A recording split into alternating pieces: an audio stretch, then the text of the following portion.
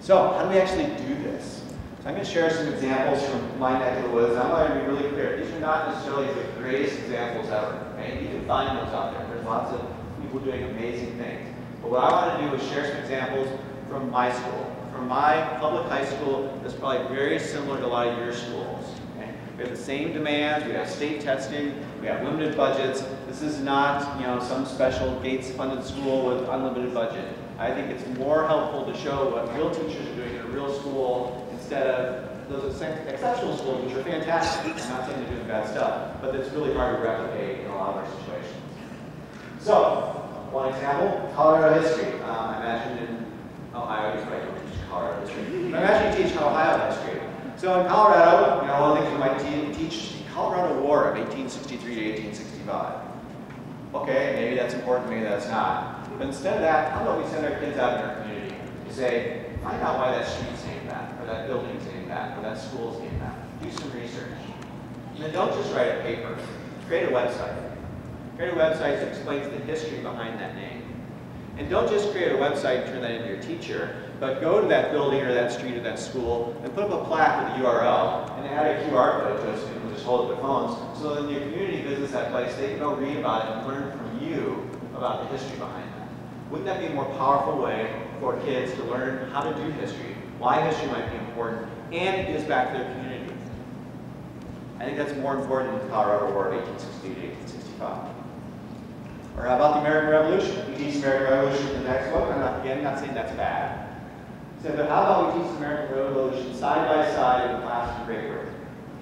How about if we Skype them in and have the kids talk back and forth? How about if they collaboratively build a wiki and talk about the different ways their textbooks talk about the American Revolution? Because does it surprise you that the textbooks in Great Britain talk about the American Revolution a little different than ours do? They also spend a lot less time on it in their classes. Okay. That's, I think, a more interesting way, a more authentic way for kids to talk about that. Because perspective matters, right? When our kids see this picture, they think one thing. When Great Britain's kids see it, they might think insurgents. They need to understand very different perspectives. More than ever in this world today, they need to understand different perspectives. Okay, book reports, right? We've done book reports forever. Okay, and I'm not saying book reports are necessarily bad, but I think we can do so much more of the work. There's lots of different ways. One way that we're just trying this year is some of our English classes are doing the typical assignment where you read books that are banned in different places, and you talk about why they're banned, and you make an argument for whether they should be banned or not. So what our kids did was they read those books. Okay, it's a typical thing you do. But then they created movie trailers on YouTube for them. And in addition to creating the movie trailers on YouTube, they created QR codes and printed them out, and we taped them to the spines of the books in our library. So as our kids go around our library, they want to know about a book, they hold up their phone, point it at it, and it brings up a YouTube video created by one of their classmates telling them about the book to see if they're interested in doing it. So they're doing more meaningful work, more real-world work, something that gives back to their classmates in a way that I think is much more powerful than simply doing a book report. And I lied a little bit. This is actually an example from my daughter, not from my school. When my daughter was in 3rd grade, they did this assignment called a travel log, which is a good assignment. They write about their local area, and you send it off to somebody you know somewhere in the country, and they write about their local area, and they mail it to somebody else, who mails it to somebody else, and then theoretically 6 months later it comes back to school with a bunch of different areas of the country, kind of a flat Stanley kind of thing. And it was good. And we did it, and it came back 6 months later and had 5 or 6 different places around the country, and it was good. But because she has the misfortune of being my kid, I tweeted out about this assignment, and I set up this wiki and said, hey, would you guys do this for me? And within a week, I had over 150 folks from around the world who edited the wiki themselves and added information, including pictures and personal experiences from where they live around the world. So you could have 5 or 6 over the course of 6 months, or you could have 150 within the course of a week. Which did my daughter pay more attention to? Another assignment, this is now, she's in 6th grade, just came home this fall. Assignment to find out 10 facts about Bermuda. And I'm not trying to throw the teacher under the bus here. I don't know the bigger picture of what they were doing with this information. But to me, coming home and with a question like that is not terribly engaging, right? You can find that pretty easily these days. So again, I tweeted out and said, hey, anybody out there know somebody in Bermuda we could talk to? And I didn't actually know somebody from Bermuda, but somebody I knew somebody from Bermuda. So the next day, or actually, I guess it was 2 days later by the time I actually had the Skype conversation, we connected with Shannon James, who's a teacher in Bermuda, and we Skyped for about 20 minutes where my daughter could ask him questions about Bermuda that she couldn't find in Wikipedia.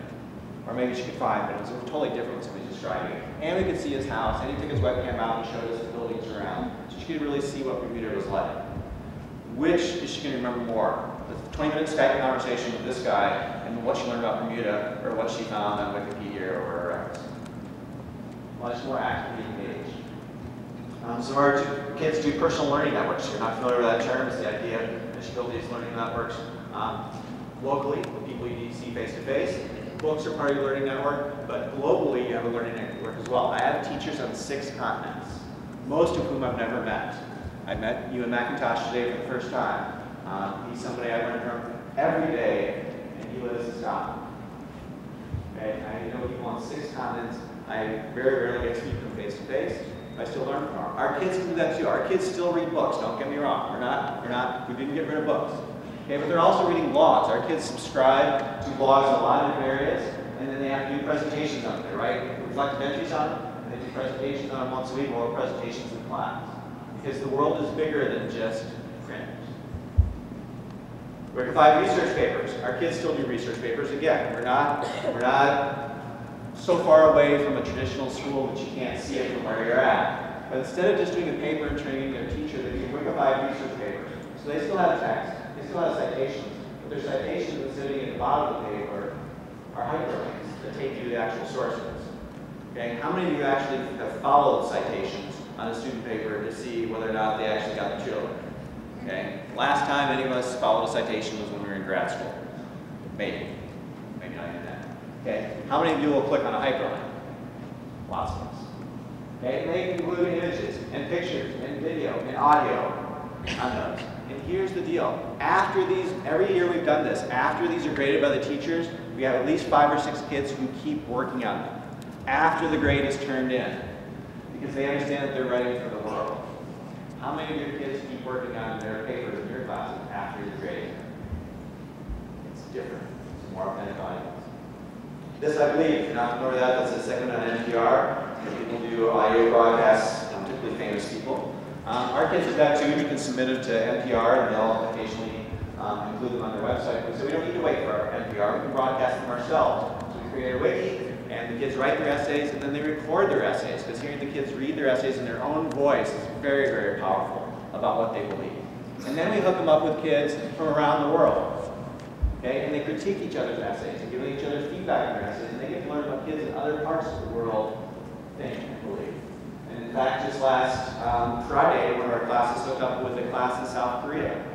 Okay? Now, there's a time difference problem in South Korea. So the kids in South Korea stayed up until 11 o'clock at night and Skyped us from home into our classroom. So there's a couple of images where you can kind of see, and I'm just dying to know what this guy was demonstrating right here. Like, what did he say? Again, much more meaningful. Still kids writing, still kids communicating in a much different way. Skyping with experts. In my algebra class, I ran across this massive rock climbing video a couple summers ago. It was put out by a professor at Emory University in Georgia. So I tracked down his email and said, hey, I'd just like to talk to a bunch of 9th graders in Colorado. He said, really? I said, yeah. So we Skyped in for about 20 minutes. Then we had a new IKEA opening up about 5 miles from our building. And they have this really cool geothermal energy system. And National Renewable Energy Laboratory, which is in Boulder, helped design it. So I found an engineer there that worked on the project and said, would you like to Skype in and talk to our kids? And I found a neuroscientist who's doing a PhD at Harvard who also happens to be a cheerleader at MIT.